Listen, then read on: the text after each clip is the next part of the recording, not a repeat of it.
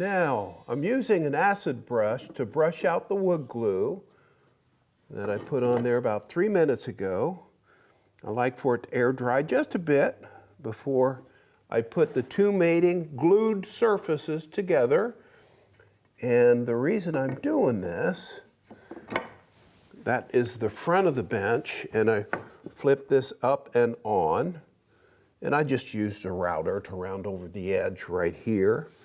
I left the top edge crisp for effect, close that glue bottle down, and now what I can do, you can see, is line this up to these two pieces, trim pieces that are screwed in place and glued, complementary grain. The grain's running that way on the top pieces, same on the seat board. Grain's running long on this front piece.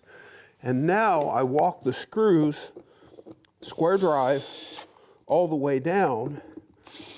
And that gives me the illusion of a very nice thick slab of wood without the expense. And no clamps needed because the screws do the job of keeping all this nice and tight. So I'll glue these in place as well. And whenever you glue using wood glue, you want glue on both surfaces. It just makes it a much, much stronger joint. And again, I'll brush this out liberally, get that size, working that glue into the pores of the wood microscopically, into the open cellulose cuts. Wood's only three things, really.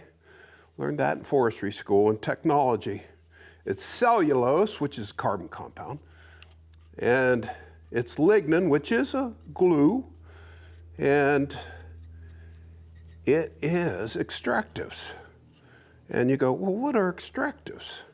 Like terpenes and turpentine, things like that. Those are extractives that come from pines. But anyways, long story short, extractives are the things that are created by the leaves once they bring up minerals from the ground.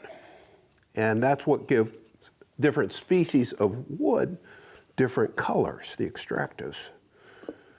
And that's an oversimplification, but it works in this case. There's a drop of glue. Now, in this area, when these pieces come up and go on, these are cross grain. The grain's running this way on these pieces for the legs. So they have to go, the screws go in oversized holes that allow the seat board, with the grain running 90 degrees to that piece, this will allow the seat board to expand and contract. And you want a heavy duty screw for that. So let me screw this all together, and then you'll see how the legs go up and in.